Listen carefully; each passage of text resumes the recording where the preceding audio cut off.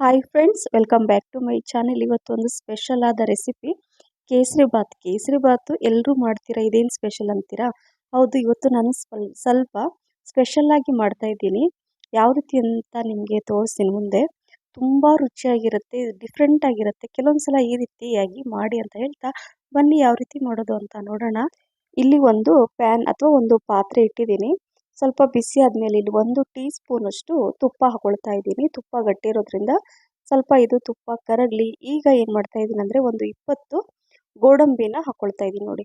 ಗೋಡಂಬಿ ಸ್ವಲ್ಪ ಒಂದು 30 ಸೆಕೆಂಡ್ ಇದನ್ನು ಮೀಡಿಯಮ್ ಅಥವಾ ಲೋ ಫ್ಲೇಮಲ್ಲೇ ಇದನ್ನು ಸ್ವಲ್ಪ ಫ್ರೈ ಮಾಡ್ಕೋಬೇಕು. ಹಾಗೆ ಒಂದು 15ರಿಂದ ಒಂದು 20 ದ್ರಾಕ್ಷಿ, ಒಣ ದ್ರಾಕ್ಷಿ ಹಾಕ್ಕೊಂಡಿದ್ದೀನಿ. ಅಷ್ಟೇ, ಬೇಗನೆ ಫ್ರೈ ಆಗುತ್ತೆ. ಸ್ವಲ್ಪ ಗೋಡಂಬಿ ಅಂದರೂ ಬೇಗನೆ ಅದು ಕಲರ್ ಚೇಂಜ್ ಆಗಿಬಿಡುತ್ತೆ. ಹಾಗಾಗಿ ಒಂದು 30 ಸೆಕೆಂಡ್ ಮಿಕ್ಸ್ ಮಾಡಿ ಅಂದರೆ ಫ್ರೈ ಮಾಡಿ ನಂತರ ಒಂದು ಪ್ಲೇಟಲ್ಲಿ ತೆಗೆದು ಇಟ್ಕೊಳ್ತೀನಿ ಸೈಡಲ್ಲಿ. ಸೇಮ್ ಈಗ ಅದರಲ್ಲೇ 1 ಕಪ್ಪಷ್ಟು ಸೆಮೋಲಿನಾ ಸೂಜಿ ಅದನ್ನು ತೊಗೊಂಡು ಈಗ ಇದನ್ನಷ್ಟೇ ಲೋ ಫ್ಲೇಮಲ್ಲೇ ಇದನ್ನು ಮೊದಲು ಹುರ್ಕೋಬೇಕು.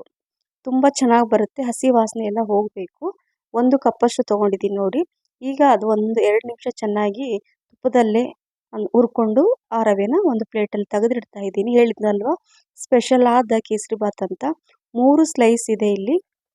ಏನಂದರೆ ಪೈನಾಪಲ್ನ ಮೇಲೆ ಸಿಪ್ಪೆ ಎಲ್ಲ ನೀಟಾಗಿ ಕಟ್ ಮಾಡಿ ಇದನ್ನು 3 ಪೀಸು ನಾನು ಇಲ್ಲಿ ನೋಡಿ ಈ ಥರ ಸಣ್ಣಗೆ ಕಟ್ ಮಾಡಿ ಇಟ್ಕೊಳ್ತಿದ್ದೀನಿ.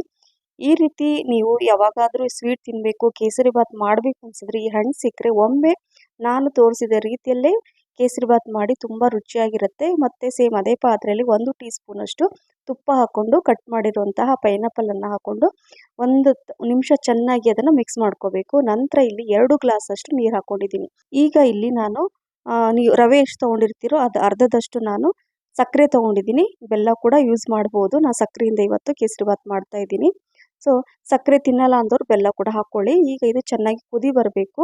2 ಗ್ಲಾಸ್ ನೀರು ಹಾಕಿದ್ದೀನಿ ಅಂತ ನಿಮ್ಗೆ ಹೇಳಿದ್ದೀನಿ. ವಾಟರ್ ಗ್ಲಾಸ್ ಇರುತ್ತಲ್ವ, ನೀರು ಕುಡಿಯೋ ಗ್ಲಾಸ್ ಎಲ್ಲರೂ ಮನೇಲಿ ಇರುತ್ತೆ ನೋಡಿ, ಆ ಗ್ಲಾಸಲ್ಲೇ ಇದು ನಾನು ಈ ನೀರನ್ನು ಹಾಕ್ಕೊಂಡು 1-2 ಕುದಿ ಚೆನ್ನಾಗಿ ಕುದಿಬೇಕು. ಕುದಿಯೋ ಟೈಮಲ್ಲಿ ನಾನು ಹುರಿದಿಟ್ಟಿರುವಂತಹ ರವೆನ ಹಾಕ್ಕೊಳ್ತಾ ಇದ್ದೀನಿ ನೋಡಿ.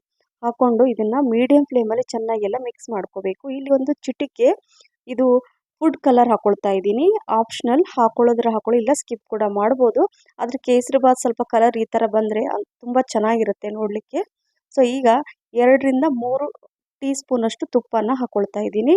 ತುಪ್ಪ ಹಾಕ್ಕೊಂಡು ಲೋ ಮೀಡಿಯಮ್ ಫ್ಲೇಮಲ್ಲಿ ಇಟ್ಕೊಂಡು ಚೆನ್ನಾಗಿ ಇದನ್ನು ಮಿಕ್ಸ್ ಮಾಡ್ತಾ ಇರಬೇಕು. ತುಪ್ಪ ನಿಮಗೆ ಎಷ್ಟು ಬೇಕೋ ಅಷ್ಟು ನೋಡ್ಕೊಂಡು ಕೂಡ ಹಾಕ್ಕೋಬೋದು. ಯಾಕಂದರೆ ಕೇಸರಿ ಬಾತಿಗೆ ಸ್ವಲ್ಪ ತುಪ್ಪ ಜಾಸ್ತಿ ಇದ್ರೇ ತುಂಬ ರುಚಿಯಾಗಿರುತ್ತೆ. ಹಾಗಾಗಿ ನೋಡಿಕೊಂಡು ತುಪ್ಪ ನೀವು ಎಷ್ಟು ಯೂಸ್ ಮಾಡ್ತೀರ ಅದ್ರ ಮೇಲೆ ಡಿಪೆಂಡ್ ಇರುತ್ತೆ. ಸೊ ಈಗ ಅದನ್ನು ಮುಚ್ಚಿಟ್ಟಿದ್ದೀನಿ ನಾನು 1-2 ನಿಮಿಷ ಲೋ ಫ್ಲೇಮಲ್ಲೇ. ನಂತರ ಚೆನ್ನಾಗಿ ಮಿಕ್ಸ್ ಮಾಡ್ಕೋಬೇಕು. ಈಗ ಲಾಸ್ಟಲ್ಲಿ ಏನು ಮಾಡ್ತಾ ಇದ್ದೀನಿ ಅಂದರೆ ಫ್ರೈ ಮಾಡಿ ಇಟ್ಕೊಂಡಿರುವಂತಹ ಗೋಡಂಬಿ ಮತ್ತು ದ್ರಾಕ್ಷಿನ ಹಾಕ್ಕೊಂಡು ಮಿಕ್ಸ್ ಮಾಡ್ಕೊಳ್ತಾ ಇದ್ದೀನಿ ನೋಡಿ. ಈ ಥರ ಮಿಕ್ಸ್ ಮಾಡಿಕೊಂಡು ಲಾಸ್ಟಲ್ಲಿ ಫ್ಲೇವರ್ ಇನ್ನೂ ತುಂಬ ಚೆನ್ನಾಗಿ ಬರಬೇಕಂದ್ರೆ 4-5 ಏಲಕ್ಕಿ ಬೀಜ ತೆಗೆದು ನಾನು ಪುಡಿ ಮಾಡಿ ಇಟ್ಕೊಂಡಿದ್ದೆ, ಅದನ್ನು ಹಾಕ್ಕೊಂಡಿದ್ದೀನಿ. ತುಂಬ ಚೆನ್ನಾಗಿರುತ್ತೆ. ಸ್ವೀಟಿಗೆಲ್ಲ ಏಲಕ್ಕಿ ಪುಡಿ ಹಾಕಿದ್ರೇ ಅದು ಕಂಪ್ಲೀಟ್ ಆಗುತ್ತೆ. ಲಾಸ್ಟಲ್ಲಿ 2 ಸ್ಪೂನಷ್ಟು ತುಪ್ಪ ಹಾಕಿಬಿಟ್ಟು ಮುಚ್ಚಿ ಗ್ಯಾಸ್ ಫ್ಲೇಮನ್ನು ಆಫ್ ಮಾಡಿಬಿಟ್ರೆ ಒಂದು 5 ನಿಮಿಷದ ನಂತರ ತುಂಬ ಚೆನ್ನಾಗಿ ಬಂದಿರುತ್ತೆ ಈ ಕೇಸರಿ ಬಾತ್. ಸೊ ಈಗ ನಾನು ತೋರಿಸ್ತೀನಿ ನಿಮಗೆ. ಒಂದು 5 ನಿಮಿಷದ ನಂತರ ನೋಡಿ ತೋರಿಸ್ತೀನಿ. ತುಂಬ ಚೆನ್ನಾಗಿ ಬಂದಿದೆ. ಈ ರೀತಿ ಡಿಫ್ರೆಂಟಾದ ಒಂಥರ ಏನಾದರೂ ಸ್ವೀಟ್ ತಿನ್ನಬೇಕು ಅಂತ ಅನಿಸಿದರೆ ಕೆಲವೊಂದು ಸಲ ಈ ಥರ ಸ್ವಲ್ಪ ಡಿಫ್ರೆಂಟಾಗಿ ನೀವು ಸ್ವೀಟ್ ರೆಸಿಪಿನ ಮಾಡಿ. ಕೆಲವೊಂದು ಸಲ ಹಬ್ಬ ಹರಿದಿನ ಏನಾದರೂ ಮಾಡಬೇಕು ಅಂತ ಏನಾದರೂ ಅನಿಸಿದರೆ ಅಥವಾ ಏನಾದರೂ ಸ್ವೀಟ್ ತಿನ್ನಬೇಕು ಅಂತ ಅನಿಸಿದರೆ ಮಿಸ್ ಮಾಡದೆ ಈ ಪೈನಾಪಲ್ ಕೇಸರಿ ಬಾತ್ ಮಾಡಿ ತಿನ್ನಿ, ಎಲ್ರಿಗೂ ಇಷ್ಟ ಆಗುತ್ತೆ. ಹಾಗಾಗಿ ಈ ರೆಸಿಪಿ ನಿಮಗೆ ಇಷ್ಟ ಆಗಿದೆ ಅಂತ ಅಂದ್ಕೊಂಡಿದ್ದೀನಿ ಫ್ರೆಂಡ್ಸ್.